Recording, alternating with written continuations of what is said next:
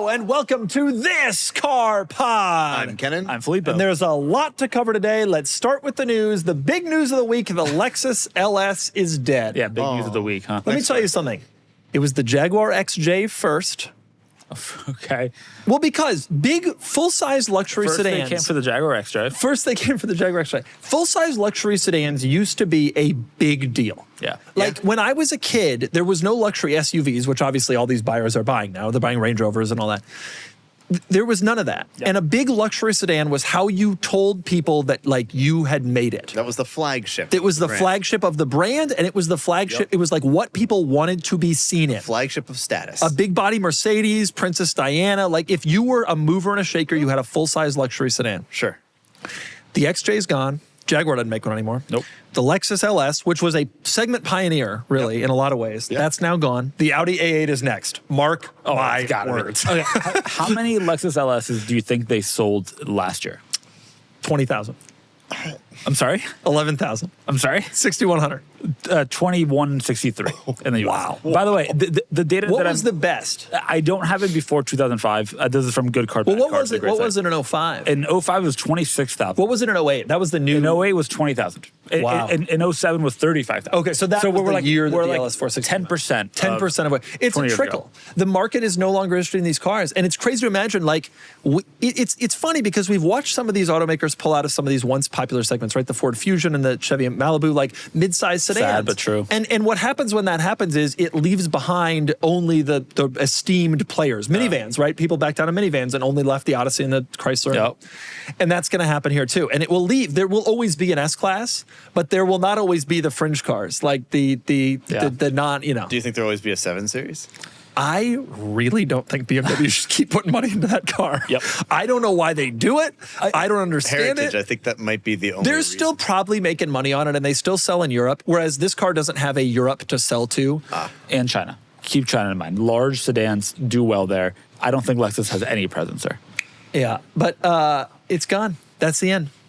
There's the a end. 2026 like final. They're doing a final something. run-out model special edition Heritage thing to edition. commemorate the end. If they really cared, they would do it with the same wheels as the oldie. Yeah, that actually be pretty cool. Stronger than the 1990s version. You know what the It is the Heritage Edition, by the way. You know what the irony is? I truly mean this. The best LS. It's the newest Those LS. speaker grills. I love this car. It's just that the market doesn't exist for it anymore. The market just doesn't exist for it anymore. But if you want to buy a used one, I got a place for you to do it. Dude, go on the site. We've sold some of that LS 500. Type in LS space 500 They're so cheap. or LS with, yeah. 33 Gs. This was a year ago. 42.5. These are incredibly impressive cars to own and operate. Click on that one. Look at that interior. I know. If it has the speaker grills it's a that are good so cool. It's a beautiful interior. Remember how they had folded cloth on the door panels? Yep. I'm telling you, this is a really nice car that's going to last forever, and we're selling them in the 30s, which also speaks to the market demand. When did this car come out? 2018? Yeah, 18. So it's Spring of also 18. we're also on year 7 of the life cycle. This is time to. It was time to either redesign or end, and we weren't going to redesign. Plus, Toyota has the Crown. They got the crown, and that really does it all. Okay, speaking of dead things, next news story. This isn't a dead thing. No, we got a bunch of dead news stories. Got a we'll bunch get of dead to. things. Okay, there was a report this week that for the next generation Mazda Miata, the NE, and the next generation Scion, Toyota 86, FRS, whatever they call it now, Mazda and Toyota are going to partner on this next generation that, two-seat folks? sports car. The Mazda Miata will be a Toyota GR86 Yep, BRZ something. Scion FRS. The way that this report was framed was basically that GR Toyota will partner with Mazda on it, but really Mazda is developing the car. Toyota will sell it. The GR management has made really clear that they are capable of building their own cars. They are capable of developing their own cars, but that they also think there's more room for some partnership. Well, and Toyota has a stake in Mazda. Sounds right. Toyota's stake in I don't Mazda. know, Toyota has a stake in everything. They own No. most of Subaru. It's confusing. No, they own part of Mazda. Toyota that's correct. owns, give me it on a 5.1%. There is a reason There's a to have a yeah. partnership. It makes sense. Here's one question I have. Does this mean we're done with BRZ? Are we just admitting it's over? Let's talk about that for a second. Hey now. Nice. This is what dreams are made of. Don't dream it's over. All right. It'll be sad. Are you aware that starting in 2026, the BRZ, the base BRZ, is $5,000 more than the base GR86. And are you aware that the base BRZ starting in 2026 is more expensive than a base Mustang? Okay, Mustang MSRP is 34 for an EcoBoost. The BRZ starts at 35.8. Yeah, so a Mustang is cheaper than a BRZ. But what's the? Wow. I mean, Content differences. Subaru is cutting out their premium trim, which is their base trim, and it's only going to have limited and the other one. I got to tell you though, That's not competitive anymore. Base to base, I might prefer a BRZ. But wouldn't you spend, if you were going for the base model, wouldn't you spend $5,000 less and just get Probably, the but BRZ? okay, fine. Like 35 That's right. grand is my number. Base Mustang or a really nice BRZ. The BRZ drives really. But it's also such a smaller, less powerful vehicle. well, I would get a GR 86. Right, for 30. Because it's becoming clear to me that Subaru maybe doesn't want to be a part of this anymore. It's also their only non-all-wheel drive car. They should make a Daihatsu. They should. Because Toyota Copen- owns all those brands, or has a stake, I don't want to say owns, has a stake in Mazda, Subaru, and Yep. Daihatsu. Yep. They should do a Daihatsu version. Right, with their They great sporting lineage. They definitely should add to it. And where are they selling the Daihatsu version that matters to us? It matters to us. First off, the whole world matters to us. Oh, nice. I want to say hello to our readers in Senegal. Watchers. Bonjour. Yeah. Look at that 993 turbo model. We'll come back to it. But regardless, the next generation, I expect that the next generation Mazda Miata will be a true successor to this Mazda Miata. Just the GR86 will, I think, feel different than it does right now because it'll be built in partnership. I'm cool with this. Mazda. These cars make sense to pair up. Obviously, the big difference, and I'm curious how they'll address this, is the coupe convertible thing. Now, the Supra is a coupe and the Z4 is a convertible, so maybe that's just what they'll do again. Right. Who knows? Maybe the Toyota version will be better. It's interesting and it makes sense, and I'm here for it. These are two of the greatest driving, affordable, lightweight rear-wheel drive cars in existence. Although you know, might as well put them together. You know what nobody cared about? The Fiat 124, which was also a Miata. Well, So, it was uglier with a worse powertrain, yeah. Well, that's that. and it had that horrible body line on the front fender. It did have that. It was a rough. Give us the next thing. This is a dead news story. The Acura ZDX is dead. Been around for like a year. Now- How's it dead already? I want to say something about this. Yeah. It came out, we like barely covered its arrival a year ago. Well, why would we have? Who cares? Yeah. I think we moved very quickly through it, if we're honest. It's actually kind of funny because it was only on sale for one model year. The new ZDX was even a bigger failure than the old ZDX, which is hard to believe because the old ZDX was like famously a failure. It's like known as like a famous automotive failure, even though it looks exactly like a Model Y. Although you see a lot of ZDXs near Acura dealerships in places where low lease deals are attractive. Yeah, I mean, that was the only way they could get rid of Yep. these was low lease deals. And today, which we'll cover in a second, the EV incentive, the federal EV incentive is gone. And not coincidentally, Acura has announced that the ZDX no longer on sale. You're going to see some of these EVs come off the market with the end of the federal incentive because the only way some of these cars was selling was incentivized lease deals, and the automaker themselves cannot afford to prop up leases at that level. I think the interesting thing here is obviously the ZDX, for people that don't know, is based on the Blazer EV. The Blazer EV is also forgot about that. It's also the Honda Prologue is also Blazer EV. So Acura didn't invest that much effort in building this car. No. I mean, they restyled it. The interior and exterior are different. I think the interior still uses GM's infotainment in part. Yeah. Oh, yeah. So they didn't go all in on building an EV. No. It'll be interesting to see what their takeaway is. Is it about the EV market? Is it about not having a competitive entrant in the EV market? Is it maybe we shouldn't use a Blazer EV as our Honda base? told me I don't straight know. up that Prologue is named that because it's like the prologue to what will be Well, great is it- EVs in the future. Is the ZDX what will be a great EV in the future? I'm just disappointed. This is another example of my Honda rant from a few weeks ago. I'm just disappointed at the level, at the approach they're taking to these new segments. They just seem so committed to their core that they're afraid to try anything or do anything, and they've been developing this EV with Panasonic. They have the Afeela, which is Sony. Afeela. The Sony Afeela is a Honda Sony collaboration. But it's taken years. Yeah. We're Again- all waiting. Prologue's going to be epilogue here in a minute. nice. Nice. Unfortunately, Thinking about that all ZDX, week. nowhere to go after that. Yeah, no, I don't know. It is an interesting situation. You're going to see some of these EVs coming off the market after the EV incentive goes away. This is just the first casualty. The ZDX looks good, though. It looks good. It is good. It is a Yeah, it's good fine. The Blazer car. EV is a good It's EV. just too expensive and not particularly compelling and, too expensive for the range and performance that it offers. It's hard to justify without significant incentives. And Acura was throwing in a bunch of cash on it, as was the federal government. Now some of it's gone away. Acura can't fill the rest of the hole. The car is gone. Yep. We will not miss it. Wow, one model. We won't miss And it. I'll tell you, this is going to become like the Blackwood. Like we're going to, in 10 years, we're going to be like, I saw a ZDX today. There are a lot. That's One- a great point. Okay. There are a lot of those. That's Yeah. such a good point. Speaking of, when was the last time you saw an original ZDX? That's not rare- that old a car. Rarely. No, it was like 9, 10, 11. Rarely. They're I would freak out. Better car. You'd freak out. I would. Wow. You remember the Honda version? The Honda, Accord Crosstour was not related to ZDX. All right, go to I our get next why you news think story. that, but you know better. Another car that's dead. No, I'm kidding. No. This is very much alive. Very much alive. for now. The new Cayenne EV. This is pretty exciting, I have to say. Is it? Okay, we've Yes. been talking about You how didn't watch the video. unexcited we are about the Cayenne EV. It's cool. I made you both watch a video, but no, I've not watched the video. Right, The I videos, watched the video. It's cool. It's cool. There's It's great. There's this German fella who's on YouTube. Not me, by the way. It's a well-known German publication, Yes. by the way. Yeah, Auto he goes Build, auto whatever. build or auto whatever. They go not through Auto it. Build, it's I another don't- one. I don't participate in German language, okay? Kenan, help us out. I only know about Berlin Oh, and Frankfurt and Cologne. Okay. You can name cities. That's the extent of his German language ability. I was hoping you would start with Cologne and just go through the engines, but This thing looks cool as hell. Do you have the interior picture? Yes. So the big talking point about the car is the screen in the middle, which, to my understanding, you can have a couple different options. This is the full screen. You can have less screen if you want. Specifically, he mentioned American buyers be interested in that, but it has a bend in it. It Yeah. flows. The screen in is middle. literally curved. yeah. Yeah, and it's OLED, which is awesome. So I think that is Blast. so cool.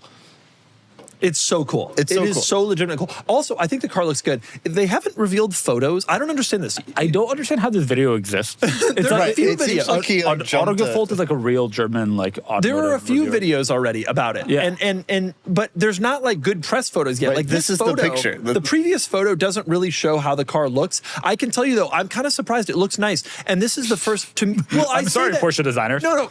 I think the Cayenne has always looked nice, truly, even the 03. But I think I'm surprised because since 11, the Cayenne has basically looked the same. Yep. They've done redesigns that to me looked like facelifts, if we're going to really call it what it is. And honestly, it's gotten uglier with each iteration. This one looks different and it looks good. The rear end I like. The rear end is cool. The side profile is cool. The performance powertrain must be insane. It was crazy. So this was the turbo model that he reviewed, and it had 1,000 horsepower and 1,005 Newton meters of torque. 1,000 1,000 horsepower. Porsche's going to 1,000. Damn. But that's what I remember. That's what he Take said. that, but, Plaid.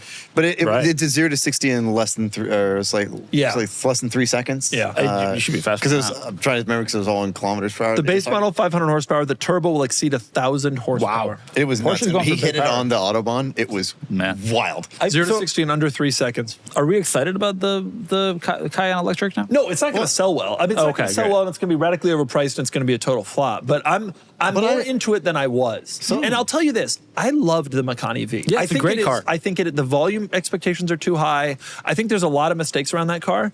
However, it drove fantastically, and I bet this will be even better. And it'll be a great luxury SUV too, because Yep. Porsche makes a good luxury SUV. I mean, like I said, even I liked it. Like they had some manual controls in here, which I liked for basic things. And like I also thought the other thing to talk about is that it has inductive charging. What car other than It does? Yes, it has inductive charging. A huge pad that you can drive over and it will charge it. slowly.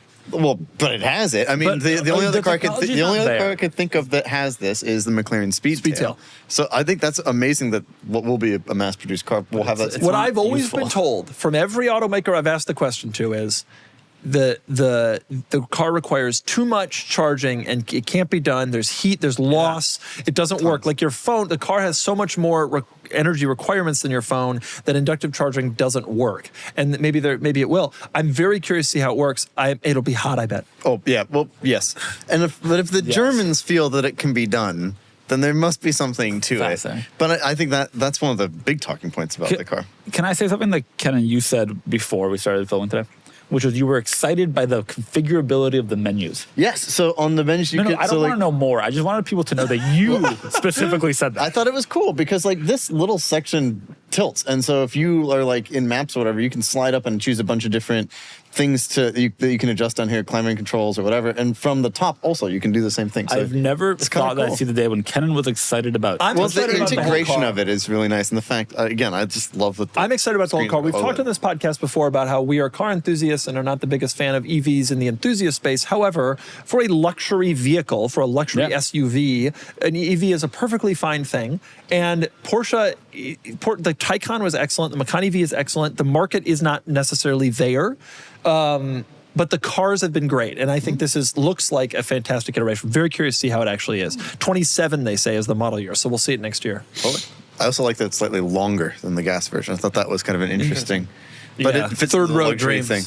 Oh, Third row dreams. Oh, wow. Although there's supposed to be a larger SUV from Porsche coming. Yeah, supposedly. We'll see. Think you need big money or hours in the kitchen to make a great dinner at home? Nope, wrong. That's why I love Every Plate. You're getting restaurant quality meals at home, like crispy buffalo ranch chicken or cheesy Mexican street corn hash. The value is insane. It's actually cheaper than groceries and way less than takeout.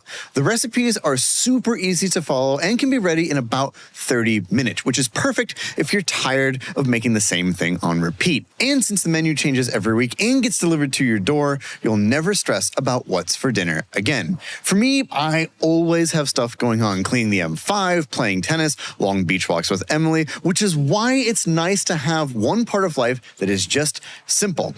Every Plate makes dinner easier, cheaper, and way better. So what are you waiting for? Dig into flavor-packed meals that your household will love. New customers can enjoy the special offer for only $1.99 a meal. Go to everyplate.com/podcast and use the code CARS199 to get started. Applied as a discount on the first box, limited time only. Next news story, please. Yes. Speaking of dead things. We spoke a couple weeks ago about how Jaguar Land Rover is in the middle of this like IT nightmare situation. They were hacked, held for ransom. They had to shut down all of their UK factories. They couldn't pay any suppliers. We have good news. We have two pieces of good news. Okay. One is that last week, the UK government backstopped $2 billion in loans, 1.5 billion pounds, so $2 billion just about, in loans for Jaguar Land Rover. They might be seeking $2 billion additional dollars from private banks. This was money from a private bank backed up by the government. So they have money now. They have run out of money because they couldn't build cars. Also, after being shut down since August 29th or August 30th, they were able to restart some of their computer systems and they could pay their suppliers once again. Huh. Which is good, because otherwise the suppliers would all have gone out of business because they need the revenue every month to, pay employees. Okay, so they're going to take the money from this loan and use it to pay suppliers that are not currently supplying? Well, no, they're still supplying. Just there's no factories going. There's no cars going through the factory line. They had to send it I would back. argue then that they're not currently supplying. So the UK government, the British government's biggest concern was that a bunch of smaller companies in Britain would not get paid, would not be able to pay their employees, and it would have like a cascading effect. Because obviously automakers rely heavily on other suppliers. They're not actually vertically integrated, with a couple of exceptions. And so they rely heavily on those, and they need to pay those for the parts that they receive. Right. Or for other R&D work that's happening or whatever it may be. They've also, by the way, restarted production partially. Oh, really? Yep. So maybe this is the end of that story. You know what this teaches And us? all they do is owe a couple $1 billion to the You know government. what this teaches us? No computers. Go back to typewriters and smoking in offices. Go back to the Mad Men era. Yeah. No computers. No What do you computer. think of that? I am not in favor of that. We run a company that is pretty driven by computers. Oh, I forgot. Yeah. I forgot.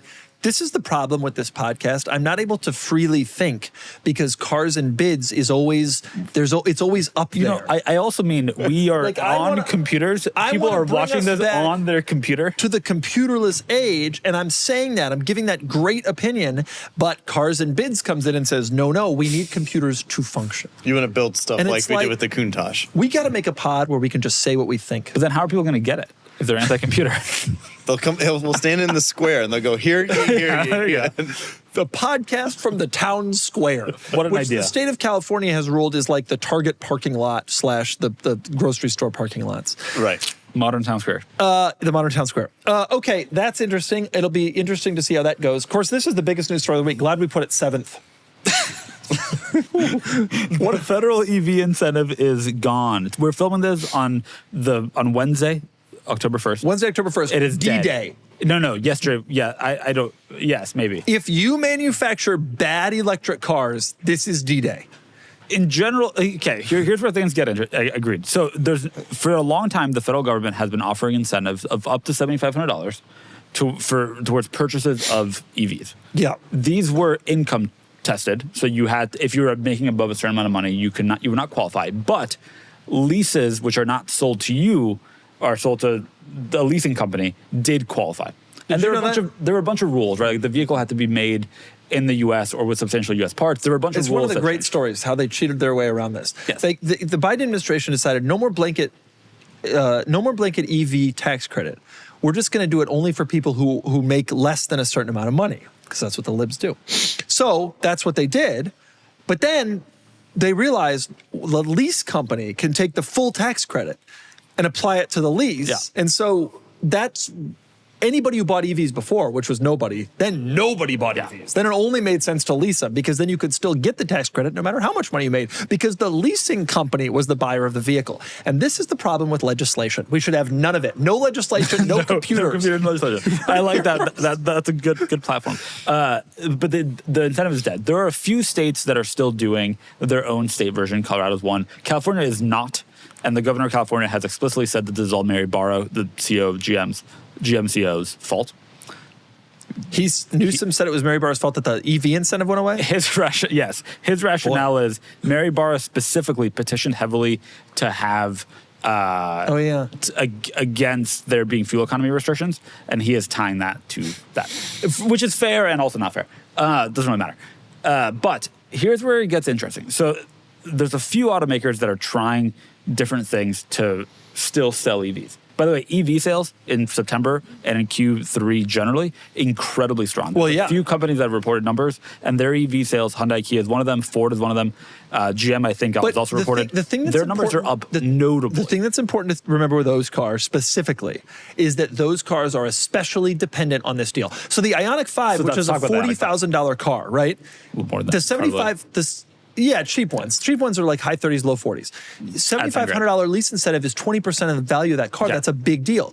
Rivian R1S, it's not as important to people. So that's where it gets interesting. So let's use the Ioniq 5 as an example. Hyundai announced today, the day after the incentive end, that they will continue their own $7,500 incentive for a month.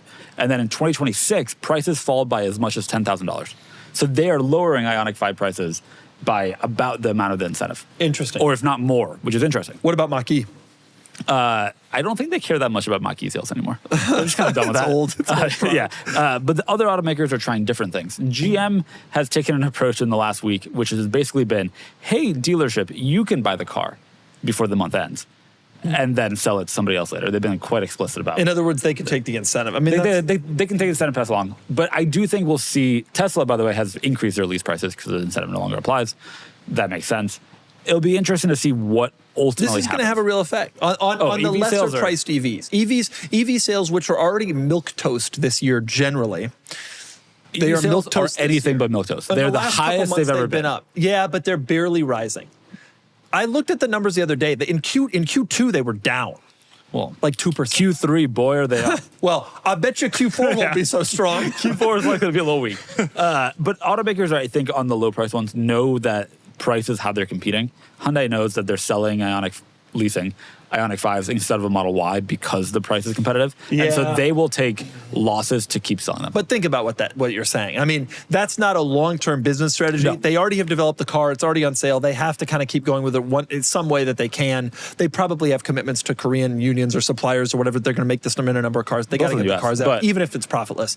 But do you see a future for these cars? Who the hell knows? Without the incentive was an important component of these cars succeeding. And this is an example. We've been talking about this a lot on this pod. By not creating the incentive, the automakers are not incentivized to innovate in this space. And as a result, other companies, other countries that have these incentives, cars will innovate more. Yes, the 1970s. It's not that. I mean, it's like that. Like I know that there's the current government has a political stance against EVs, and I'm not exactly an EV. I don't own one, but We want our country and our companies of our country to innovate, and we have been allowing them to with this. And I think it's sad. Jim Farley is being perhaps most vocal in interviews. He had an interview with The Verge earlier this week where he basically said, like, it's okay that the consumer level EV incentive is going away, but we need we're working really closely with the Trump administration to find ways to continue some of the other incentives, because there are incentives to build batteries in the U.S., right, which Hyundai and Ford have benefited from greatly, and like they would need those incentives to continue to invest any money in EVs. Right. I get that there's a political bluster to this whole thing, like, oh, we want our gas cars back, screw EVs, that's what the liberals drive, but like, you will see where this is going in 10 or 15 or 20 years. We all know that this is a reality of the situation. And by not having American companies continue to innovate, you're going to end up with America behind. And in 20 years, you might see Chinese cars on these streets. The Koreans, in '86, when Hyundai showed up, it was a joke, the original XL. No one ever thought it would be competitive. Yep. And these people work hard, and they develop, and eventually these things started to come up and take bites out of our own U.S. auto industry. And in some cases, they start building here, which is great.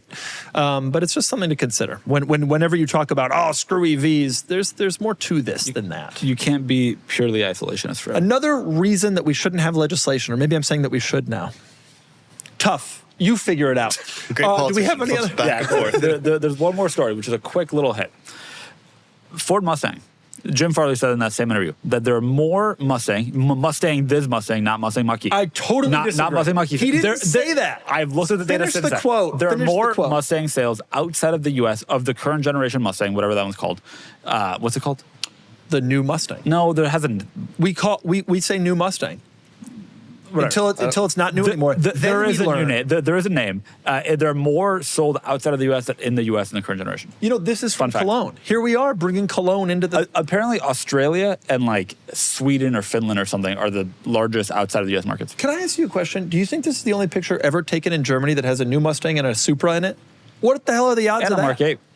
Yeah, but that makes sense. The Germans don't buy the American or Japanese Is that car. the Nürburgring thing? Yeah. I think you got a pretty good shot. Okay, so Farley said that the Mustang is selling more outside the U.S. than in. I think he includes the Mach-E. And you cannot throw a stone in Copenhagen and not hit a Mach-E. You cannot walk out of your house in Oslo and not bump into a Mach-E. I'm not screwing around. They are everywhere in those places. It was not fully clarified, but in that interview, but additional news stories have referred specifically to the S650 Mustang, which is what that one is. The S650 and other new Mustang models. Additional news stories from who? Reputable or non-reputable?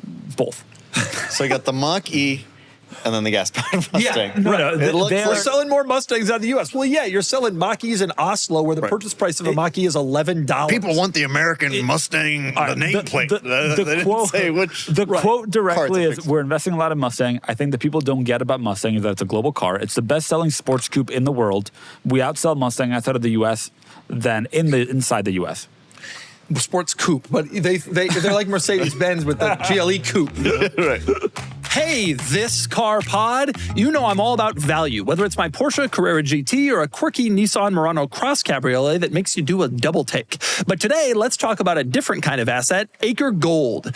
Inflation's hitting harder than a V10 at Redline. Gas prices, parts, even your average car wash is way up. So if you're worried about where to put your money, Acre Gold lets you invest in real 24-karat gold bars starting at just a few bucks a day. It's like buying a classic car that never rusts, never needs repairs, and always shines no matter what. The price of gold is up over 40% from last year. 40%. And here's the best part. Acre is easy. Just pure, shiny gold shipped straight to your door. They're really onto something with this. A solid, reliable investment that you can actually hold in your hand. And a fun thing to show your trustworthy friends. So head to getacregold.com. Protect your money. Keep it golden. That's getacregold.com. All right, now back to this car pod. All right, bring on. We got no more news stories? That's it. Okay, we got to talk cars, and I want to talk cars. I got a lot of talk cars today. I got two big stories. You want the pod? Yeah, bring the 993. We're going to have some reels that result from this. All right. I have two things to say. Kenan, I want you to listen up and listen very closely. I heard about this on the podcast last week. I listened. I listened. Oh, wow. Did you listen to the part where I said you wouldn't listen? Yes, I did. But it's beautiful to see it in person. Okay, we got this 993 Turbo. I'm going to cover that in a second. First, I want to say something. The Countach is back from service. There it is. It's sitting behind me, and it got an oil change and some fluid flushes, and there was a nail in a tire. Oh, really? And so there's minor stuff. $2,000 is what it cost. That car, two things. That car is driving beautifully right now. Baba Left did the service here in San Diego. They're up in Miramar or something. Mm-hmm. Maybe Kearny Mesa. No one knows. And It's Miramar. Nobody knows. we walk in there. They got 10 Muras. It's incredible. Baba Left did the service. $2,000. The car has never run better. It runs beautifully. Is that what having an oil change does? Right, exactly. Here's the thing for all you Countach. I'm going to say two things for all you Countach. This is the bomb I'm going to drop today for all you Countach people. All the haters. Oh, the Countach is so unreliable. The time between the last service I did and this service is the longest I have ever gone with any of my cars ever in my life between services, 655 days. How many miles? That's a long time. 2,000 wow, miles. that's legitimately a lot for a Countach. Two years. I mean, two full maybe. years. A lot of them are serviced, sit around for a decade, and then are serviced Yeah. again. Some people, it's actually It's even longer. Well, I've been driving mine, and I drive it at least once a week. And that brings me to the big bombshell I'm going to drop today. The Whoa. announcement I'm prepared to make. My favorite car that I own is my Countach. There it is. That's not true. It's not It is. your best car. You think the Carrera GT is the best, the Countach is your favorite. My favorite car that I own is my Countach. How long can we hold you to that statement? It has evolved over time and I am now for sure on it. Wow. I love the Carrera GT dearly. This is not me announcing I will sell it, although I will someday, I promise. But the Countach is my favorite car that I own. I just love the car. I love how it looks. I love how it drives. I love using it. I love everything about it. When I have it up in my lift, and when it comes down, I'm like, oh man, this is gonna be a good day. Yeah. Well, I can't believe we're finally aligned. That's always been my favorite car of yours, and it is so cool. It is just the best car. And all this crap, I think one of the things that depresses Countach values, which is wonderful, by the way, because I depresses them love the heavily. fact, Yeah, well, cheap car. It should be more. But I think one of the things that depresses the values is that there is this reputation for unreliability and the fact that the car drives poorly. My experience has been the exact opposite. The first year I had it, I was like worried every time I took it anywhere. And I was always, what is that noise? What did that, And now I'm into year 2, and I'm actually into year 3 already. Never been any problems. And there could be. But like the fact that I've already made it 2.5 years, like we're doing pretty well. Yeah. And it's just so fun to use. It's so, I drive every car in the world, every car, right? With the press cars and the cars in the office. And this is just the most fun car. I think it hinges on a couple of things. It's fun to use because yours has been so reliable, thanks to George Evans, who did the major service on it. And you've had the reliability mods done to the engine, so it has been reliable. And in fairness, every time I've started it for the summer, it starts so easily every time. It is a champ. Yep. I would trust that car to drive it some distance, actually. Yeah. But, obviously, had it been one that needed service, this experience would be dramatically different. Except that because of who I am, I would have paid. Sure. I would have paid up. If George had told me that it needed Evans in Ohio, greatest Lamborghini mechanic in the world, unless I'm standing in front of Boba Left. The two of them, though, I'm so thrilled. Boba Left, the best oil changer for Lamborghini. He did a good job, though, and they did it quick, and they were very committed, wonderful. Obviously, I love Evans dearly. He did $50,000 in service in the car when I first bought it. If he had told me it was $150,000, I would have done it. And you know what? I bet you it would be driving just as well. I just think that this car is extra special in my mind because of its. When I first bought it, I was very uncertain about its upgrades. It has forged pistons. It has a bored motor. But built. Yeah, I got a built motor in my Countach. But because of those things, I truly believe the car drives better. I would not be surprised if that's the case. So my question then is it the Countach specifically, or this is your first older car? Like with the carburetor. I will say because of this car, I have started to consider older cars. Wow. I've never been an old car guy. Same. And I've been surprised. I've loved this car so much. I'm not looking at Daytonas. I'm not looking at Dinos. I don't have a huge interest in those cars, but my interest is 10x where it used to be. It really is. That's so interesting. I suspected it would be if this car had any modicum of being reliable. I got to tell you, I bought this car. I was on Nantucket. It was in the summer. I was not around it. I didn't see it. It was in Canada. And I had it shipped here. I didn't see the car for the first month that it was here. There was some work done to it. Mm-hmm. And I showed up you were there. Mm-hmm. And I showed up to pick it up from Elite Finish, the shop where I sent it. Shout out, Kevin. I showed up and I drove it home. And I thought to myself, this was a mistake. I shouldn't have done this. I'm going to regret this. And I'm going to sell this car in a year. And because it's so different from a modern car and it's so different from anything I'd used to, but I've gotten used to it and I love it. I have fallen deeply in love and it is my favorite car. When was the last time you used second gear? I don't use second. Occasionally. The Syncro in second is notorious. Mine's fine now because it's brand new because Evan's put a new one in. But he said to me, he said, Doug, when you second gear, only use it when it's warmed up. That's what he said when I took out the car. But the problem is there's no trans temp dial, so I have no idea when it's warmed up. So I just decide, you know what? It's never warmed up, never going to use it. Oh, well, that's not right. You should use it. It's like if I use it when the car gets really warm. Like if I've been driving for 20, 30 minutes, it's obviously warm, I use it then. It's not that long. Usually after about 5 minutes or so, I don't want to take a risk. I don't want to take a risk. He said the Syncros are pretty weak. And so, like, he said, this not like every year you got to replace it, but like 10, 15 years, it's going to need it again. You can tell because it will not want to go into second. But after a while, like if it feels good going from third to fourth, like you can start to use second. Oh, you think that's the... Well, yeah, like I mean, in my experience with older cars is like the Italian ones in particular, on all of them, like that 308 that's sitting behind you, like it doesn't like second gear, so you go from first to third. Yeah. My 355, I do that with the Carrera GT. You do it for just a little bit, like that car, there's so much oil, like both in the sump for the engine and then also for the transmission. It does take longer to warm up. But usually, like if you're going on a longer drive, like if you're driving it to Cars and Coffee, like it would be warm, like you could use it then by the time you got there. Yeah. And I do. By the time I get off the freeway at Rancho Santa Fe and I'm on that Curry Road, I do use second. Then you're doing it right. That's exactly right. Makes me want other Lambos, I will say. Like I really like a older or newer? Mercy Stick and a Diablo. The 3.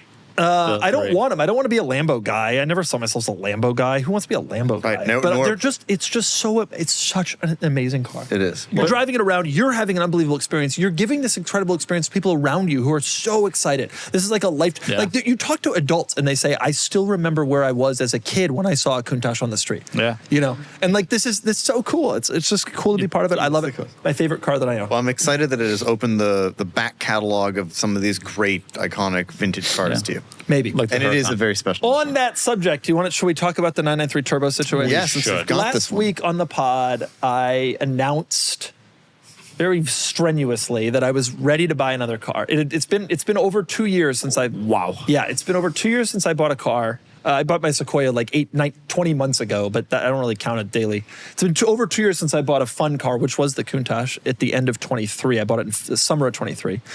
And I have for years since then sworn to be off cars. I'm off cars, don't want any other ones. So last week on the pod, I very strenuously said I was ready. I'm ready to get back on cars and get a 993 Turbo.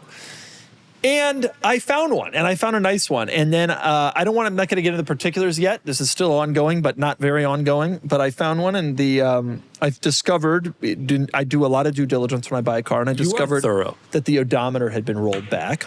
And odometer issues is a problem on 993s in general. They all fail. And the question is, can you catch it right away, get it fixed, and just keep it climbing? Or do you roll it back? This particular car had been rolled back. Yeah. And I'm not actually opposed to buying a rollback. But it changes the value. And I haven't caught up with the seller of the vehicle yet, but I have a suspicion we're not going to be in agreement. Meanwhile, this is a story I haven't told yet on the pod. Wow, this is story hour. However, 6 months ago, I came to an agreement with a dealer, on an F40. We agreed on a price. Well, you know this whole story. Don't act like you don't know. We agreed on a price. Turn me for good radio. And I was ready to do it. And a couple days later, the dealer backed out of the price they had agreed on. Yeah. And and I'm not going to say anything more about either situation. But I will say this. Both of these situations remind me that buying a vehicle is hard unless you use cars and bids. Yes, well done. No, but it's annoying. It's true. It is true. That 993 Turbo is an interesting case because if it had been on our site, you would have posted all these pictures, all these service records, which is how I discovered it because there were service records that had mileage in excess of the current odometer reading. And I know. I should have bought that car. It was tuned. It had 996 wheels. But but we could have had so much fun with cold ones putting it back to stock. That's so true. With some money, this car could have gone back to stock well. Yeah. More or less. More or less. It's just annoying to buy a car at the level I want to buy a car at. Like I will pay up, I will buy a car, but I like really do a lot of diligence if I can, and Carfax and look carefully at the service records. Like I opened up an Excel document and wrote down all the records and what they did, and the years and when and where, and I'm looking at plate numbers to determine when the car was sold to this owner and all that, and really honestly on our site, really great sellers will go to the trouble of doing this for you. Like they'll have logs, and if they don't, the comments will suss it out, and that's what would have happened on our site if the car had gone up. And same with that F40. That it would have been bid to the value, which was the value I agreed to with the dealer. Yep. That would have been that. You aren't trying. You as a buyer for cars of this caliber are not trying to get a deal. Yeah, I'm not trying to get a deal. You're trying to get pay retail. You want to play market correct price. I don't even care. I'll pay over. Right. Because when I get in my head, I want a car. I want a car. But you also want to know about the car. You want to know what you're getting into. That's the thing that annoyed me about the rollback. It has become clear to me that the seller is the one who rolled the odometer back to the previous Carfax. Well, that's good. He rolled it back to the previous Carfax number, but didn't take into account service records that show higher that hadn't been reported CarMax. And it's like, dude, if you had you don't understand. Like, and some buyers aren't like this and would have much rather had the lower mile car with the rollback and not known. But it's like, dude, if you had just not rolled it back, everything would have been better. Yep. The car would have higher mileage, but then I wouldn't have a TMU issue, true mileage unknown. And I'm still interested. I'm still a buyer. Yep. But now you got a car with who knows how many miles, a TMU car. It's less valuable than it would have been if you hadn't tried to fake it. Yeah. And it's just so frustrating. Both to deal with. You understand why some of these sellers don't sell on cars. And I mean this sincerely, and this is not intended to be an ad for Cars and Bids. You can say about Bring a Trailer as well. I'll cop to it. You understand why some of these sellers don't want to sell on the auction platforms because the commenters are sophisticated enough that they will point this crap out. And I don't like I don't like buying cars that are really available. I don't like people looking back at my buy. I like to buy like a privately offered car. Yeah. But the auction sites have some real benefit. They really do. And also, you have a seller that is serious. Yeah. That F40 seller, clearly not serious with wasting everybody's time. Wasting everyone's time, including his own. I lost 3 hours to that guy, and I lost 3 hours to the 993 guy. Your time valuable. Which is, that's more upsetting than anything else. I'm not losing 3 more hours, okay? Wow. Well, no car for you. Well, I want a listen, I'm going to make the plea again. I want an 993 Turbo. I want an Arena 993 Turbo. Like this, U.S. car. Is that Arena? If you have one. No rollbacks. I don't even care if it has a rollback. Disclose just disclose. Rollback. If it has a rollback, disclose so we can come to the right number. I want a U.S. car 993 Turbo. I'm ready to buy. Mid-miles. We just keep focusing. Here. Can I transition us? Yeah. If you have a 993 Turbo, dude, if you come to Ken and I at next weekend at Road Atlanta, where we'll be at IMSA's Petit Le Mans race with a paddock Cars and Coffee. Thank you, folks. This is the most exciting event of the year. I am so sad I'm not going to be there. If by some ungodly reason IMSA allows us to continue this partnership next year, I will come to this event. I hope so. Then we can go walking in Atlanta after. Atlanta's my favorite place. Close to Atlanta. No, but it's close enough. Atlanta's my favorite place. Filippo and Kenan are going to be at Road Atlanta, which is in Brazelton, home of Panos. Really? Yeah. I didn't know that. Yeah. No, somebody's coming with a Panos. That makes sense now. There you go. Yeah. Didn't have to drive. We're going to have a car corral, like a Cars and Coffee, the entirety of the 10-hour race in the paddock. So you'll be set up if you are bringing your car, because you've posted in community, we've invited you. You will be set up there. Next to all the race teams. If you're just coming to the race, come say hi to us, come hang out in our space. We will have coffee. We'll have Kenan. We'll have Filippo. Kenan and coffee. Kenan and coffee. This is a great event. This is going to be so much fun. You can go and see Kenan in person. Yeah. You can ask him about Emily, his girlfriend, in person. Yep. And her CRT, which will not be it. Her CRT, she's got a CRT screen. 3 years. I will also say, in general, IMSA race is very fun to attend. Can I ask you a question? Really come by. 2 questions. Yes. This is a 12-hour race, right? 10-hour. 10 from Are you gonna 30 p.m. Am I going to be there the entirety of the race? Yes. Or 10:10. You are? Of course. 12 No way. Really? Yes. Oh, wow. That is crazy. What do you mean, really? Second, I'll be there for longer than 10 hours. This is me just hoping. Will you wear your giraffe shirt? Well, think about it. Will you please? I'll think about it. You can wear other Cars and Bids merch. Like you can put a sticker on your shirt or something. I'll think about it. Okay. He'll wear Cars and Bids merch. I'll Anyway, ponder the point is, you should attend this event, Road Atlanta, IMSA, Petit Le Mans, the ultimate event on the IMSA calendar, as I recall. And the Cars and Bids one for now. That's our second M7 event. Yeah, So it's I'm really excited about this. Okay. Well, some great cars. Are you ready for your next cool car? Sell your enthusiast car on Cars and Bids. Trading in your car to dealers means you aren't getting market value for your car, leaving you with less cash for your next fun car. Just look at our recent sales of these cool cars compared to current trade-in value. This is a trade-in offer, and this was the Cars and Bids result. This is a trade-in offer, and this was the Cars and Bids result. This is the trade-in offer, and this is the Cars and Bids result. Get started now on carsandbids.com. Sell on Cars and Bids and join the best community to sell your enthusiast car. Okay, final Talk Cars segment is from Filippo. Filippo's going to talk to us about a car he's not going to purchase. Go ahead. Okay, I'm interested in buying a car again. I'm back on buying cars-ish. And I've been thinking a lot about Boxsters, right? Because the Boxster's a good car. Ken and I filmed a video a while ago on a Boxster Spider, a 981 Boxster Spider versus a 981 base. And we kind of decided the 981 base wasn't quite as powerful as we wanted, but a great platform and a great chassis and a great car. Love the platform. Love the platform. So I've started considering 981 Boxster S's, GTSs. But I also realized that 718 Boxsters are the same price or cheaper than a 981. And it's a good motor. People say it's not a flat six, but it's still that's the question, right? So like, is it as bad? They're much cheaper for a comparable car. Like, are they undervalued, or is the fact that it's not a flat six, that it's that turbo flat four, legitimately a detractor? I think that you won't notice. Well, I do notice things about cars. Turns out. But I also think that no matter what you say, you will end up with a cheap hatchback. This is your MO. When you bought, think about this. When you bought your E-Class wagon, we were hearing all these stories, you ended up with a cheap hatchback. When I bought my E-Class wagon, I bought an E-Class wagon. When you bought, yeah, but you were hearing all these stories about what you wanted. An E-Class wagon, that's what I wanted, that's what I bought. 500A Barth, you were looking at this, looking at that. I bought a convertible. You ended up with a cheap hatchback. Now, there's no hatch. Yeah, but it's a hatch. Now, then last time C7 997, and he ended up with a cheap hatch. A cheap hatch. Should I buy a Cayman? Cayman? Bought a GTI. A 718 Cayman is a cheap hatchback compared to 981 Cayman. I will tell you this: if you're even barking up this tree, you're going to end up with a tip 987, and then you're going to be like, "This was a disappointment." Well, a .2 is rare. That too would be good, actually. Yep. No, here's the thing. Okay, go back to that. I legitimately Caymans are a good think- example. A 981 no, go back 2 pages. 718. Yes, go back. Okay, this 718 Cayman is a base Cayman, 50 grand. A 981 base Cayman with that miles is also 50 You will grand. never spend 50 grand on Yeah, a car no, in your entire it's life. laughable. That's like, hilarious. it's can't laughable. believe- I have been isn't something. considering it, but like, should I consider a 718 or should I not? So how I'm far? going to speak to the general public as opposed to Filippo, Yeah, who I please. do not think will ever buy a car of this nature. I think the 718 Boxster has gotten an unfairly bad rap because of the turbo four-cylinder.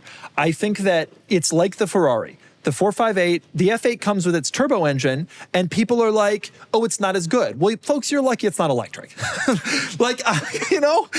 Actually, you're in a pretty good shape here. And I think that this is a similar situation. This car still drives really well. It is an excellent car to drive. It's just not, it's not a flat six, but from a driving experience, I don't really notice it all that much. I think the turbo engine is great. I think they did a great job engineering it. Of course, I would rather have a GTS 4.0 or a GT4, but Huge everyone would rather have the nicer version, you know? I'd rather have a Pagani Zonda than a Honda Accord.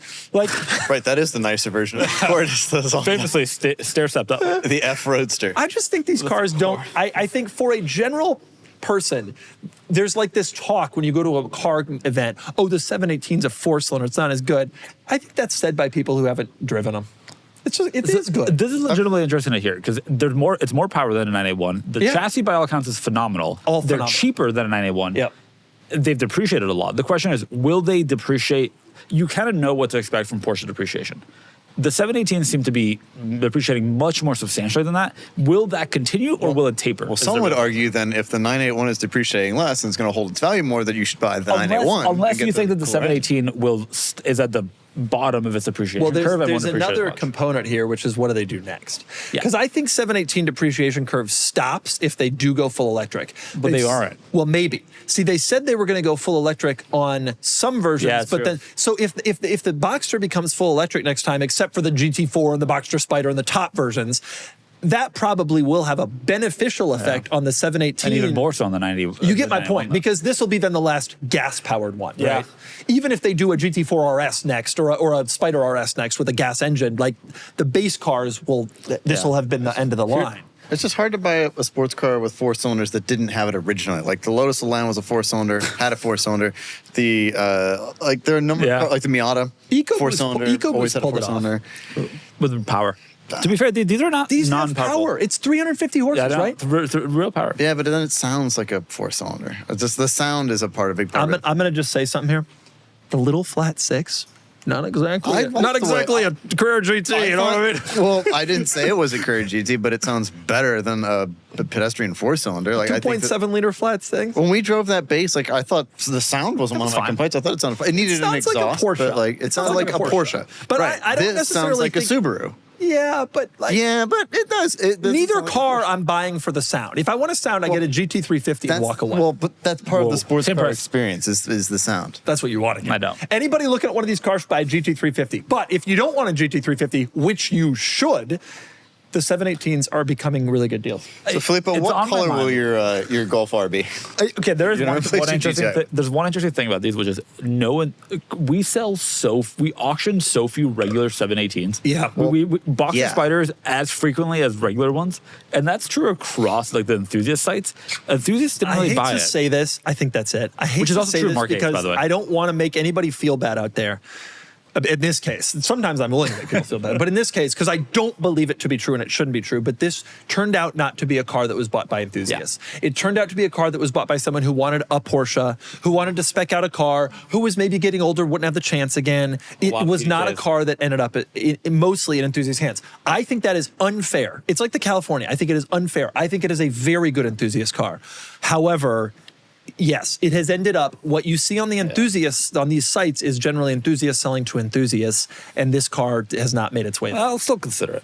I'll think about it. It is a great car, and it is becoming a bargain, and that leads us to our market report, Ooh. which is brought to you by the 993 Turbo. Especially if you Not have a one for bargain. done. I want one. Find me. Send me I want a 993 Turbo. Arena Red.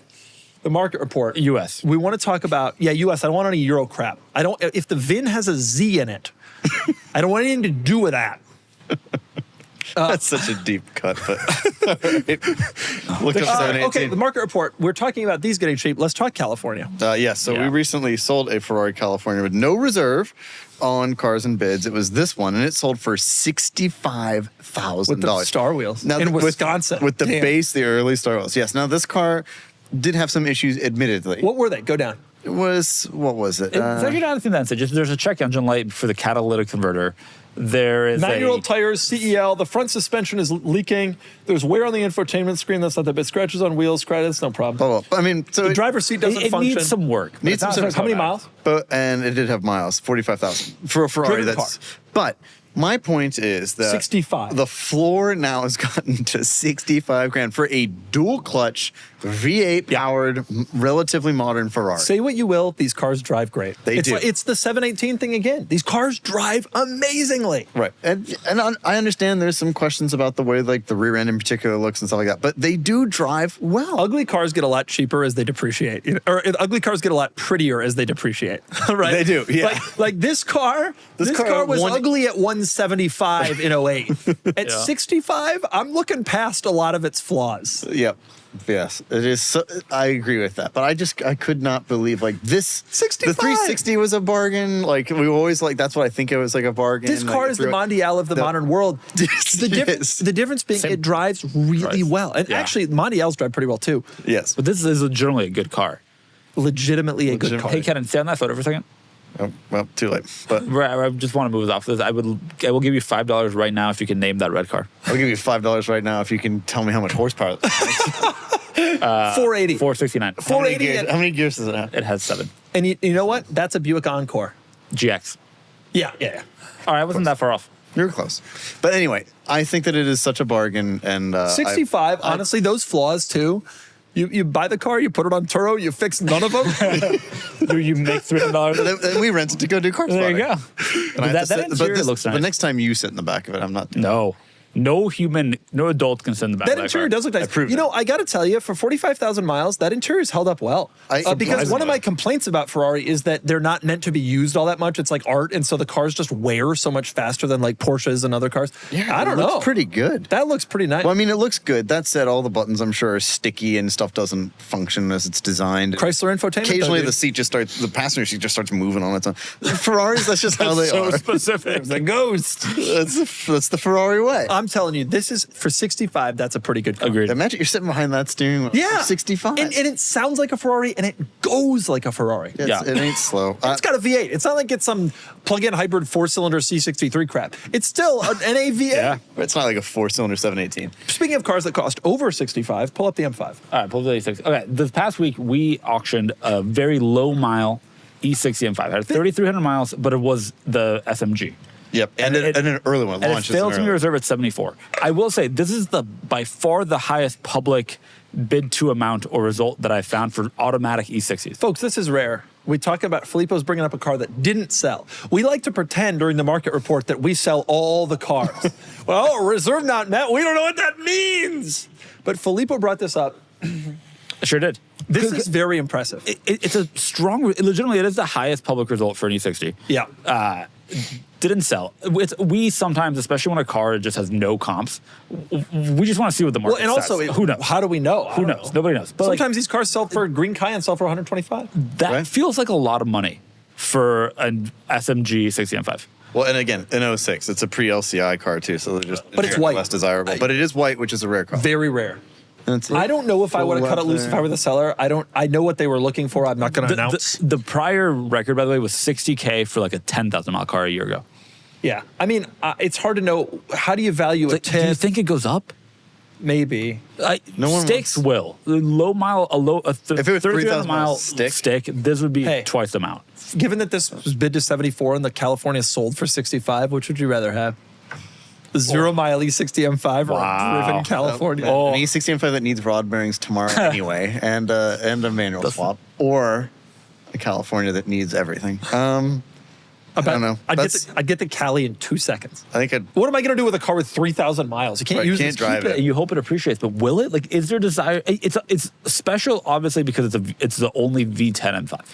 Yeah, but it's a tip. An F10 M5 with 3,300 They- miles or an F90 M5 with 3,300 miles is this price, regardless. But it's just not the SMG was. SMG's It's bad. weird to have the very best example of the lesser Least desirable desirable version. Yeah. You know, it's like the 1 mile EcoBoost or something. Like, what do you do? What do you Like, do with that? I don't know. But I'll tell you, it was cool to see this car come up. It was cool to look at the interior photos. You do not see them in this shape You know what? anymore. There will be a market for this, and I'll tell you why. This 308 GTSI, this was the nicest version of the least desirable version of the 308. 2-valve fuel injected car really early, and it brought real money because it had 1,900 miles. Yeah. on it. Yeah, but So I think that's it's Ferrari Trans that has a is a- specific look. Ferrari's a it's- thing. Ferrari's a thing, and trans is a big factor. I think at some point, like I can see this becoming like something someone wants for a collection of the lowest mileage. But like wouldn't they M cars. want? Wouldn't you look wouldn't for a stick? You look for a stick. You'd look for a stick. Although but- are there they any? are all driven. That's the point of the stick, because that's what most people want, and that's also the point Put of the like doing a SMG, conversion. park it. I mean, Well- honestly, well, kind of. to Yeah, be 'cause honest, you're too afraid it's going to break. This was a very interesting auction. Yeah. I It was. was surprised it got as high as it did. Surprised seller didn't cut it loose, but at the same time, not that surprised. Seller may know Yeah. more than we do. This car is very special. They may hope for more than we know. Yes. E60 M5s are still cool, man. I look at this picture of this one, and I'm like, this car It's still looks aging- damn cool. it's aging Those so wheels, this car looks damn cool. It would be the best M5, no question, if it had any shot at reliability. which Yeah. It does not. Also, if the engine were a little less peaky. Yeah, a little more torque, a little less. Sacrilege, but I really, 383 pound-feet. I really wish that the M3 with the V8 and the M5 with the V10, that the powertrains were just designed a little different. But that's also how M engines are always have been. Like they've, with the exception of like. Then why do a V10? Give us a it's- turbo. because That's a question Because we all ask. you know why? Because Formula One and they could. Give us That's a a turbo real four-cylinder like AMG. Luckily, they haven't done that. That's what we want. Okay, I want to talk about. We want to talk about two more cars. Yeah, we do. I want to talk about the Grand Cherokee. Please pull up the Grand Cherokee. Oh, absolutely. The best car we have on the site right now, and that's saying a lot because there's some good stuff on the site. We got right now. Right. This is, folks. This is just a Grand Cherokee. Look at it. It's a 13 Grand Cherokee Laredo X. Okay, it's I didn't boring. know that was a trim. It was boring. Grand Cherokee. But then By the way, that's a good Grand Yeah, Cherokee. yeah. The best gen. But then you open the hood. you open the hood, and under the hood there is a 6.4 liter Hemi swap with a blower. Not just a Hemi swap, but a blower. What's they dynoed it? It's got Yeah. some crazy It's like wheel number. 526 wheel. folks. This is a 600 horsepower car. Now, you're thinking to yourself, well, Jeep made the Trackhawk and the... No. This is cool because it doesn't look... Yep. They did the wheels because I presume they did brakes. So those wheels are from an SRT Grand Cherokee. But otherwise, it just looks like a regular old Grand Cherokee. So cool. This is a dude in New Jersey, and he Yep. kept it total. He resisted all the temptation you have when you do a motor swap to also black out the tails and lower it and put on a heinous body kit. This is the coolest car on the site right now. I am obsessed with this thing. Can I give you a Jeep fun fact? Yeah. Do you know what the fastest 0 to 60 Jeep of all time is? This That came from the factory? Maybe this, maybe not. Trackhawk. No, the Wagoneer S. Of course. The Wagoneer S is faster than the Trackhawk, friend. Look at that. Look at that. Go back to the headlight. Look at that cloudy headlight. This is amazing. I know, this is incredible. just Never know. looks like a Jeep that you would see driving around as an Uber. Yep. 204,000 mile odometer reading. The engine blew up and he put in a different one. Right? That's what happened. But that's, Sure, but that's cool. But that's cool. That's so cool. I agree. And it's so cool that he kept it stuck. Like I'm dead serious. Like you drive around New Jersey, you just see this thing and you're like, oh, someone put SRT wheels on a regular. Then you line up.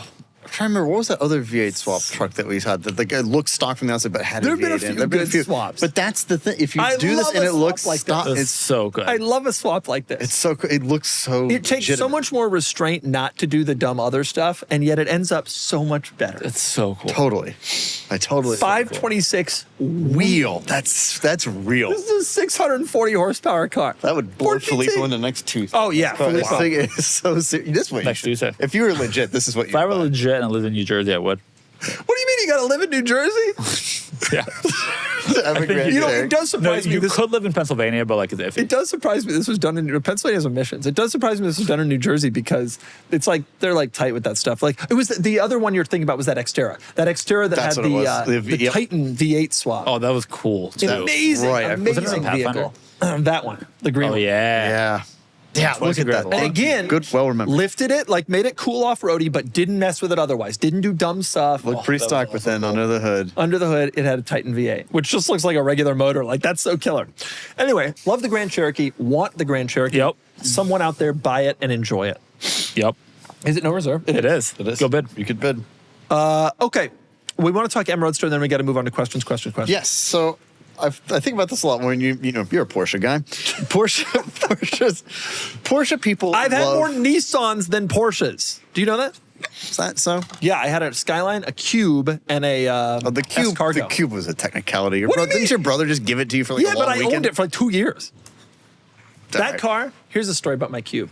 That car, I personalized my Georgia license plate to say 001 AAA, and so it looked like the first license plate. And a man came up to me one day and said, "You got the first one." And I said, "Yep, got lucky." And I just walked away. Well, that was you throwing it down for one nerd to another. All right, let's talk about By the way, if you're a newer fan of Doug, go search Nissan Cube Doug. Is there a video? There's a great We review did a that video you- right before I sold it, right? You did a video long Does time it have ago. the 001A? No, I don't think it does. Okay, Emerald. Anyway, so Porsche people love colors. Color. The unique colors bring a dramatic difference. We saw this with Yeah. that Cayenne that happened recently. BMW people and other marks, less so. So this I BMW disagree M so fervently. Roadster, We'll get into this. this BMW, if you let me speak, Nah. uninterrupted for once, this BMW M Roadster, this is evergreen over evergreen, which if this were on a 964, it'd be a $200,000 incredibly car. expensive That's a car. 964 that Singer wouldn't Right. hack apart. Right. Meanwhile, this car sold for $17,266, which is nothing really. Now, it had miles, 114,000 miles, but it's a really seemingly special color. But I've seen a number of them that are this color, and they don't really They don't sell bring for more a money. premium. And This is, I want to be clear, this is a very ugly color, and the interior is even very, ugly. the interior, I mean, it's The awful. interior is horrible. I love However, if I were buying one of these, this is the only color I would consider. It's so cool. Can I just throw out there? So here's why I know which one you're pulling up. You're pulling up that nephrite green. Yeah, if I can find Oh, it's it. hard. Hey, It's go way fight it. back there. Yeah, I don't. We sold it for a lot of money, though, so you'll find it that way. Yeah, I'll find Okay, There it is. 90 grand. So here's very similar color, to be clear. but here's why I think your take is wrong. We sold last week a different Z3M with a touch lower miles, like 100-ish thousand miles. That was a regular color a week prior, and that sold for $12,500. So this car sold for 50% more. Yeah. It's still that not, Boxster with this one. Yeah, it's still not bringing money. But 50% more is the same margin as any other. Like that Boxster sold for 40% more than another 50. Yeah, but Boxster. but Ken's point, a 997, like a non-special, a 997 in a special color, 50% more is probably about the right margin. Yeah, but Kennan's point, like, it's still 17 grand. Still 17 grand. Like, It's not like- it's not like. What do you people- think it's worth? I don't know. I think it's cool. Of course it's cool. That's why it's 50% more than a regular color. I guess. I mean, you're right in if you're looking at it on a percentage basis. Well, that's how you should be looking at it. Well, maybe. You're, I mean, you're buying a also talking Z3M. about- you're spending $4,000. You're buying a Z3M. I guess. You're not buying that car. If It you is can afford interesting to me, though, 30 that grand people more. don't sit here and say that car is like a. I mean, you're never going to find another one. No. There was that really awful green too that they did that was even There worse. was a worse green. I agree. It was like urban remember green what- or something. No, that I was on know the Z4. I actually like that color. I know exactly the color you're talking about. It's worse. I just It's like a robin's egg, but it's green. it's odd. I agree. I just think it is interesting. Like to me, this car just doesn't feel. I mean, the car doesn't feel valued in general, which I think is kind of a shame because they are actually very fun. Yes, enjoyable cars. But why would you? People are How always asking highly me, do you want to value a Z3M? people are always higher. People are always asking me for tips on what cars are going to appreciate.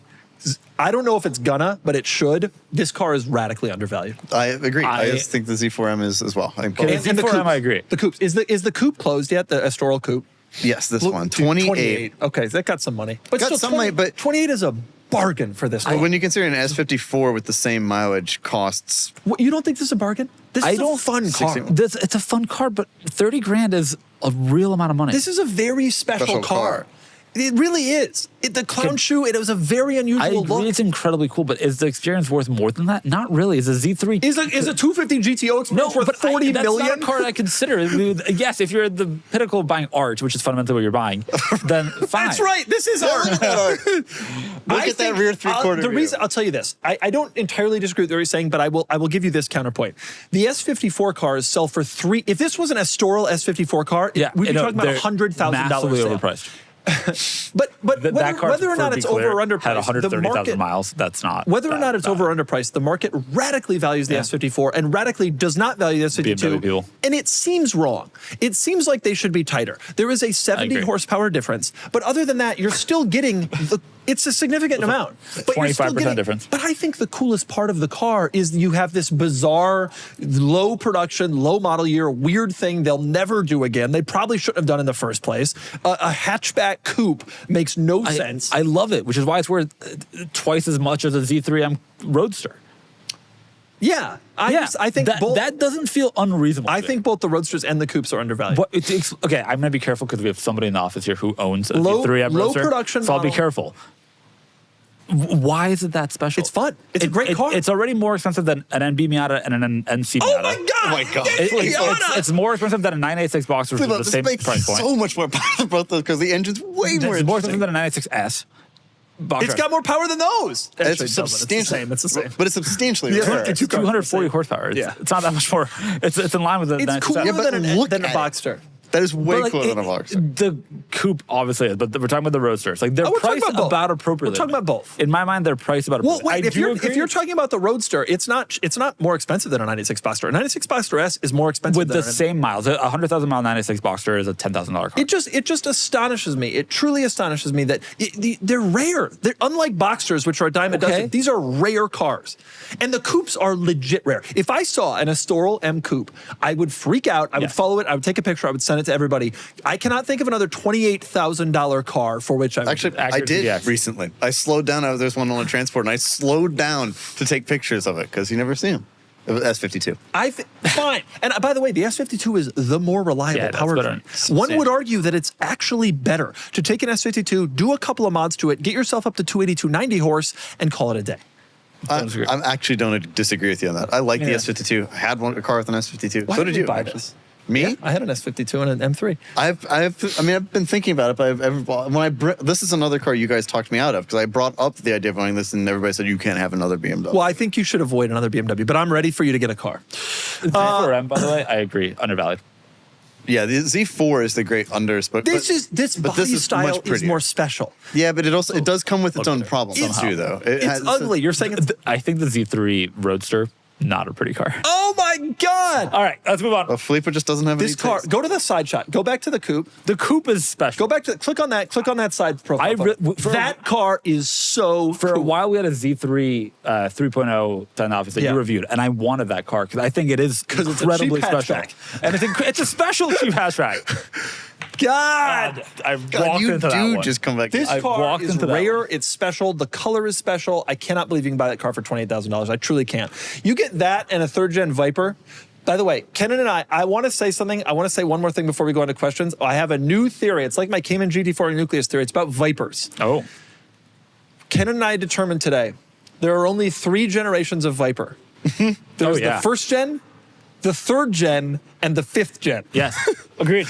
But that's what you call them. So there are 3 gen, because no one would ever call the 5th gen Viper the 3rd gen Viper. It's just mentally, it just seems wrong. The 5th gen Viper is the 5th gen Viper. Yeah. But from now on, I will only refer to 3 generations of Viper: the 1st gen, the 3rd gen, and the 5th gen. Those are the 3 generations of Viper. Kenan wants a first gen, but would accept a 1.2 gen. Yeah, you can say .2 if you want. Yes, they it's funny because I've been really looking at Viper prices recently, and they seem to be rising relatively steadily. Like good first gens are kind of in the 50s now. Wow, that's a shame. Which is so because not that long ago they were in the 30s. I begged him to get one at 35, didn't do it, could have made 15 grand. Okay, we got to move on to questions. We have to move on to questions. Questions are brought to you by the 3rd gen Viper. Which one? All of it. The 3rd gen is the 3rd gen, but it's only the 2nd gen. And the 4th gen. Questions are brought to you by the 3rd gen Viper. It looks like an S2000, but it goes like a Viper. Okay. Looks like an S2000. Sort of. Doesn't matter. My big thing about the 3rd gen Viper that really hit me when I was reviewing it is that the looks are too tame for the driving experience. The driving experience is like punch you in the face. The looks are kind of pretty. I don't think it's tame looking. Oh, compared to the other one, compared to the 1st gen.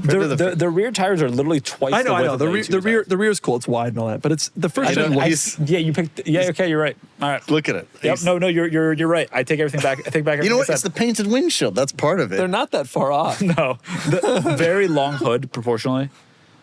But the anyway. difference is the Viper, the difference is the S2000 is a pretty tame car. Like it's very controllable. The Viper, when you get in, you feel like you're going to die, but it doesn't have the look of a car that looks like it's going to kill you. Right. That's the problem with the 3rd gen Viper, which is actually the 2nd I think gen actually Viper. kind of adds to the experience. But moving on. Okay, questions. Questions are brought to you by Filippo in his giraffe shirt at Road Atlanta, the IMSA event at Petit Le Mans. Filippo's going to be there in his giraffe shirt. Maybe in his giraffe. October 11th, right? Something like that. First question, by the way, great questions this week. Last week, I put out a call for questions. Ooh. I said, we don't have enough good questions. Go to Cars and Bids, click on the community tab. There will be a questions post. There's so many great questions. There's 400, There were 500 something comments. questions. I went through all of them, and I found the best questions. Okay, so here they are. From Mora58, hi Doug. Did your wife ever have concerns about you buying the Carrera GT as it has a reputation of being a widowmaker, or did she have any concerns with the car you bought or you're planning to buy? Despite being a relatively tame individual, I like cars that are trying to kill me. My Ford GT, it no longer does it have this reputation, but when the Ford GT came out, it was known as a really, really uncontrollable car. And there were some really high profile accidents with them. And the Carrera GT, of course, also some well-known ones. Yeah, couple. Anyway, but my wife doesn't know any of that, so. I was going to say, the idea that your wife, who is lovely, a lovely human, would know that it had a reputation as anything is... No, I told her very clearly, and there was a particularly sad crash in Southern California with the Carrera GT where a guy died who had a little kid, and I bought my car just after I had a little kid, and I think about that a lot when I'm driving the car. And I am very careful when I drive for that reason. And I think that tire technology and suspension technology has kind of changed the driving experience of that car. I actually find the car to be tremendously controllable. One of the most poised and controllable cars I have ever driven. I have never had the experience that some people say they have had of dangerous operation conditions. I do think that has contributed to the increase in interest and value of the car, but I have never had that experience myself. I have always found the car to be tremendously easy to drive and to understand and predictable, and I do push it hard. We went to the racetrack and all that, but I always try to be more careful than I probably could be, given the car's limits are pretty significant. And I do think about that sometimes. You're both an experienced driver and yeah, I've a also careful driven driver. everything, and I've driven a lot of stuff on the racetrack. But I think people who think that often can get Yeah, themselves into agreed. trouble. And so I try not to think that, and I try to just kind of keep the car within its limits. Yeah. But the limits are significant. Yep. Okay, here's a good question for you guys about me. I Am Batman writes, hey, on the very first podcast ever, Filippo named the MK7 GTI the deepest Filippo car. Yeah. What I mean, that's car true. would be the deepest? Kennan's is obviously the 395. What car would be the deepest Doug car? That's the car go. No, an me E63 AMG wagon is. What? I'm not practical. How many E-Class wagons have you owned? 3. Right. All of them. More than any other human in North America has owned. That car's both practical and impractical. And like you love the G wagon. You are. It would not be a car you own now, but you have owned them, and like it's like the right combination of practical G and cab fast. is kind of there actually. It's very unusual and appreciated for being unusual. Kind of practical, but also not. Because like you can't really get to the rear seats. It's not fast, though. Can't- I like performance, and I'm relatively athletic as a person. You're not fast. You don't think so? Let's race. I'll race you. Let's go. We'll film right there. You think you'll beat me in a race? I didn't. I said I would film right there. Oh, okay. I don't think you're fast. Also, yes. You get to the tennis net pretty quickly, but outside that. Okay, Well, AMG okay. wagon or G? I think G cab's better. But I think that the answer is C3 Stingray. Oh, on what parameters? Famously fast vehicle. Cool as hell. Yeah. Big old motor. Yeah. And you know what? It'll get the job done, if you know what I'm saying. You know what I'm saying? A wink Alrighty. makes it so much worse. Yeah. C3 Stingray. We ever sold one of those? Yeah, a couple. Because they made it into 81 was the final model year, and then now, we've sold some yeah. since. Oh, yeah, that's me. Wait, no, go to that. No, that's not me as much. Yeah, no, maybe. More. I view myself more like that one. Yes, that one was This so one? cool. I yeah, love that yeah, one. that one. Click The on that photos one. were so yeah. I can't believe that's a $7,000 car. I know. Dude, you want to talk about undervalued stuff? The C3 is so Oh, undervalued. well. Well, that one's a little rough. Yeah. The C3 is so undervalued, though. And you want to know one of the reasons I think the C3 is undervalued? You ask a European to, like, name an American car, the first thing they think of is a C3. Yeah. Like the look of it, like the radical, huge good. motor with no power, the sound, the pollution. Like this car is so American. Yep. It should be more highly valued, but it is It absolutely also not. has wild names like Pause Attraction, which is what everything was named at the time, but like it's weird now. Yeah, maybe the collector edition with its like fading Oh. thing. This is me, dude. Look at the interior. Ever see an interior on a collector edition? Well, that looks about as worn It's out got as every- silver. It's got like gold seats, They gold, do the silver. fade thing. Yeah. That's the fade. Wow, interesting. That's me. Man, look at Okay. those I gauges. really want to So- drive a 4+3. From AFSCTSV, Doug Nash. Yeah. Doug, I understand the hate for the four-cylinder C63 given the radical departure from the established formula, but the vast majority of complaints I see are because of the departure from the established. This is a little nuanced question. It's interesting. Do you think that the V8 C-Class AMG, if it had never existed, would the perception of the four-cylinder C63 be different? Yeah, but I think that has to be part of it. I think you can't separate it. We know what a C63 is. I have a different answer. I remember when you had that car, that press car, and you were doing a review, and you came out of it and were like, I was really hoping Yeah. that I could say like something nice, like Yeah. different than everybody else. But you didn't enjoy the car plainly. Oh, but only because it drove like a Subaru, and I think that's part of his point. Like, what if we always knew the C63 drove like a Subaru? But the prior C-Class AMGs, even though they weren't the big burly V8s, were still well-engined. yeah, not a phrase, But but- that's the point, though. He's saying, can you separate that? I mean, I think part of the hate has to be because we know, like, it's too hard to imagine the C63 as anything else. It's a nuanced question. It's not a bad question. I don't think the car is terrible on its face, but I think when you create as an automaker this lore of a car, it just is part of what the car is and becomes, and you can't like separate it from that. Like, is the car great if you couldn't think about the other ones?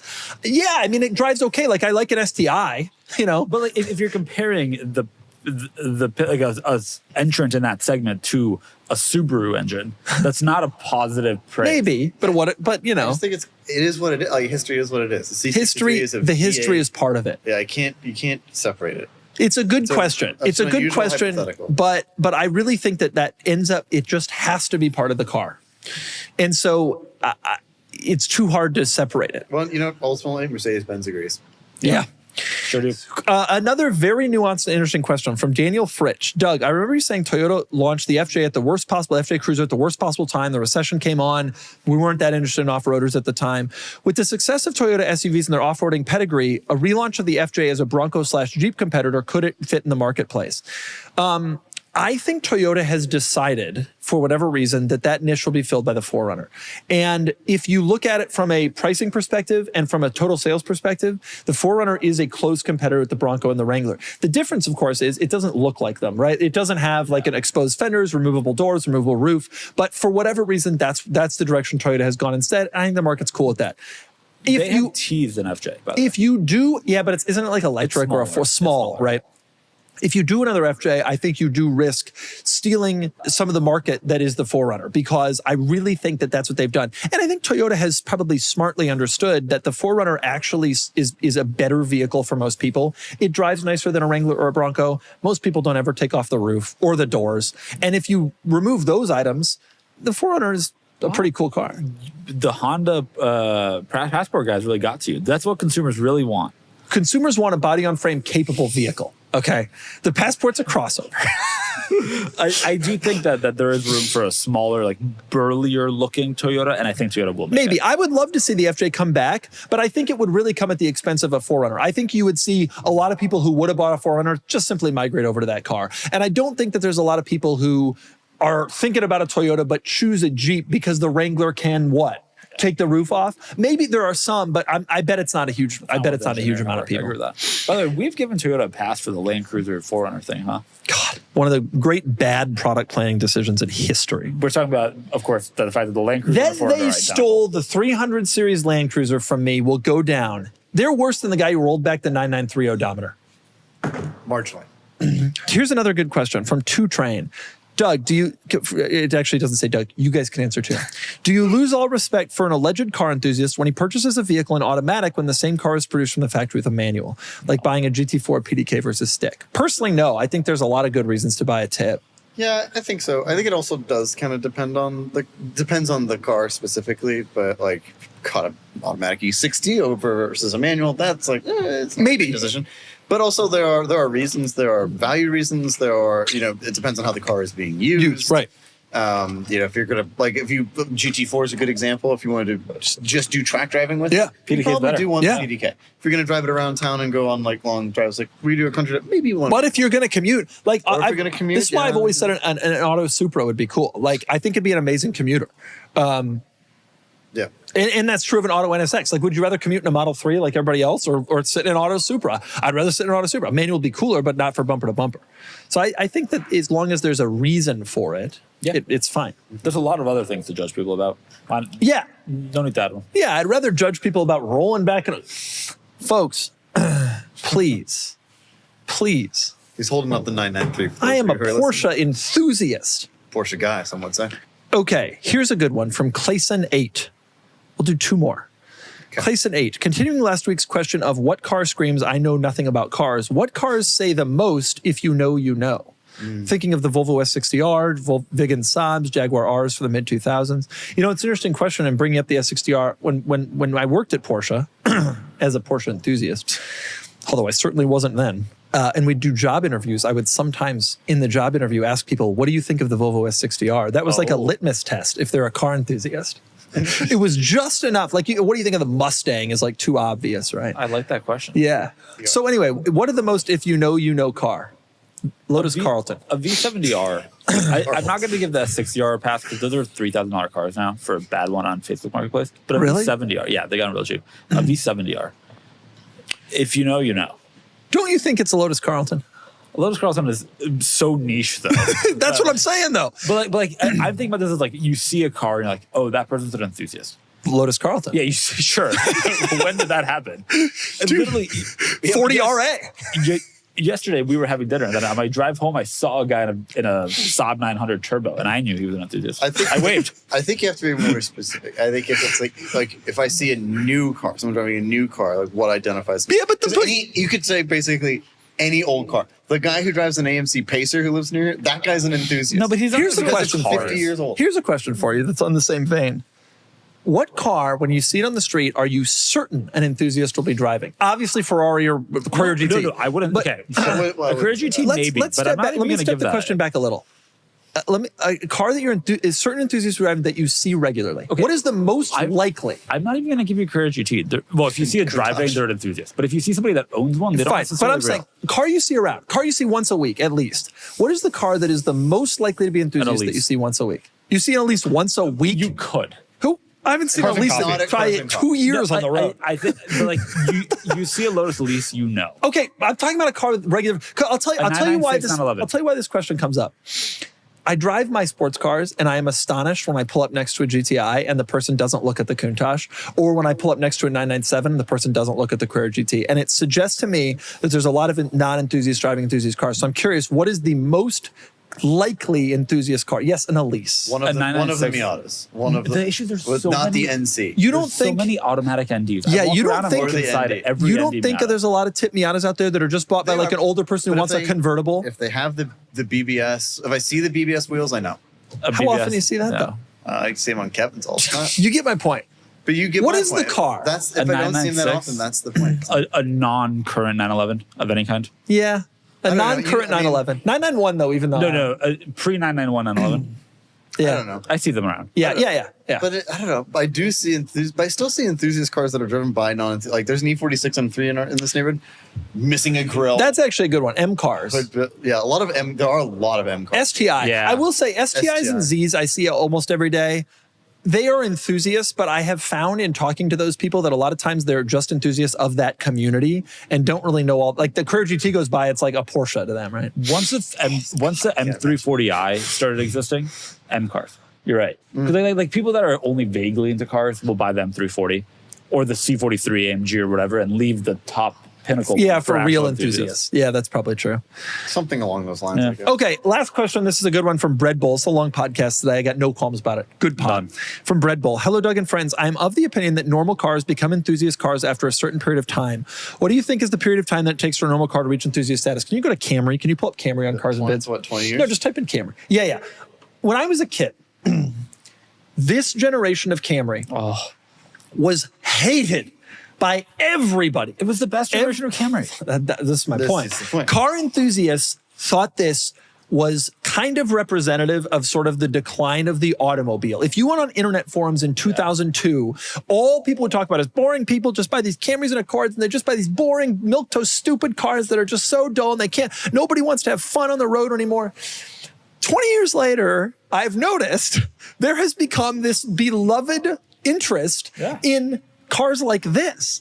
And I'm so astonished by it because I was there. I remember not only did people hate this car, enthusiasts, but they truly viewed this car agreed, 100%. as a visible representation beige. of the decline of automotive enthusiasm. And now if you go to Radwood, people are like, oh man, I got a clean RAV4. Yeah. That car was like a boring front wheel drive BS car that we were all rallying against. Now the cars have become electric and even people are like, oh, these were gas cars. This was so cool. That's not my rationale. I think it's so funny. I think that we as a community, by the way, my interest is academic. At the time, I also thought this is the best one. My interest is academic in nature. But I think that people have appreciation for cars that are kept well that shouldn't have been. That's so, true. so it's not That's that people true. think there's a good platform or that it's like a fun car. But Just if there's you- appreciation, I there's agree. enthusiasm for it. But people say this is like the best Camry. And when I was there, it was not being said. Well, the generation before that is like the strong contender. So it's the hard both of them were truly considered. It's like how liberals now feel about Bush. They're like, which is- he which wasn't is- so bad. that's That so true. wasn't the conversation That's so then. true. I'll tell you. That's so true. That's so true. But the Camry is a good example. Go back to it. Like all of these Camrys are now, we're running them on this enthusiast website and they get love. And people are like, oh, I have fond memories. At the time, they weren't fond memories. You hated your dad if he came home in one of these. You were like, why did you get this instead of something cool? Like and now Maxima. we had that car, except it had hubcaps and a 4-cylinder. We weren't rich like this guy. And a gold package. Oh man, I know. this is a different He was doing level. well. Different level. Doing well. I think the answer is 20 to 25 years. Yeah, the answer is 30 years. Yep. And it just So that's not cool enough for you yet? Well, this is 25. Yeah. It's just, I'll tell you this, the O2 Camry is not cool yet. We did sell one, but The O2, where is it? go down a little bit. It's on the next row. You know the one I'm talking about with the ugly headlights? This car is not cool yet. I agree. You're right. Not cool yet. Have you driven one of those? seeing it without a dent. I'm really- sure over time. It's so. But the previous Fine. one that ended in 01 has Agreed. become cool. So there's a 25-year mark there. Yeah. What about Accords? Do we The think that ending in 02. the ending in 02 one is cool, but the 03 is The not hybrid, cool yet? the 06 hybrid, 05, 06 hybrid. We agree the 03 Accord was the best Accord ever made, though. One of the best cars ever made. Okay, there are 3 generations in a row that I think are competitors. The one before that, The 98 the to 98 to 02, and The the 03 one to before 07. that, the 94 to 97, is I think the No. best actual product. No, they all got stolen.